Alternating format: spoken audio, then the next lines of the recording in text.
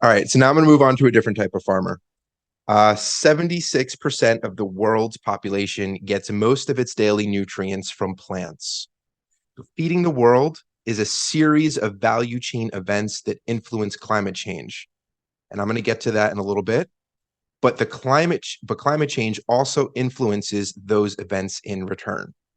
Droughts, heat waves, resource scarcity, flooding, and extreme weather damage is expected to decrease crop yields by over 10% over the next 30 years. And it's interesting if you dig into one of the industries, one of the ones that caught my attention is wine. I do enjoy some wine.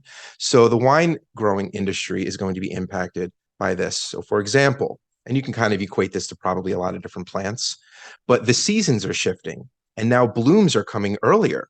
But since it's not a stable climate, the vines are more susceptible to late frosts. So you get these blooms, but it's still going to frost and that damages the flowers. They don't get pollinated. And then you have a bad crop, right? That's kind of how it works. I'm no farmer. Correct me if I'm wrong. That's how I understand it. I've killed enough plants to kind of get that point.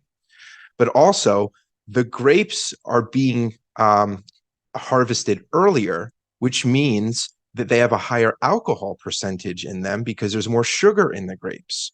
Not to mention that the processing of the grapes requires it to be cooler. Think of the harvest, think of the fall, but they're doing it earlier in the year.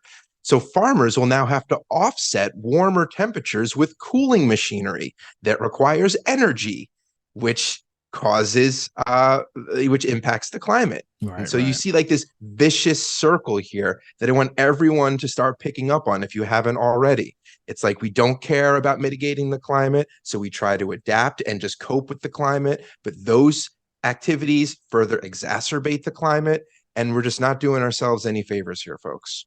But the grapes are more alcoholic, which will help you forget about the horrible downturn of this ultimate reality. So I mean, it's like it feels like a bit of a come see come saw situation, doesn't it? I mean, I it's like mean, yeah, they're contributing to climate change, and yeah, it is harder, and they probably taste worse without having this for the like heathens that don't enjoy good wine, yes, they won't mind at all. All right, I so do not everyone in want Long that Island, garbage. the world is going to taste your wine, and if you don't know what Long Island wine tastes like, you should go check it out, listener, because it's pretty vinegary, but I guess it's gonna be really high in alcohol. So I mean, yeah, you got that euphoria. Yeah. I mean, more drunk population as the world turns. I don't know.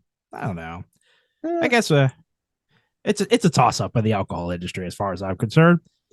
But moving but you on. can see how that would impact maybe some other fruits and vegetables that you do actually care about the quality of. Will they become alcoholic as well? Or are we gonna get because it's like fermented tomatoes, Yeah, maybe, alcohol? They'll maybe be because they'll be something. you ain't gonna eat them, so you just let them rot in the corner, and then you can drink them.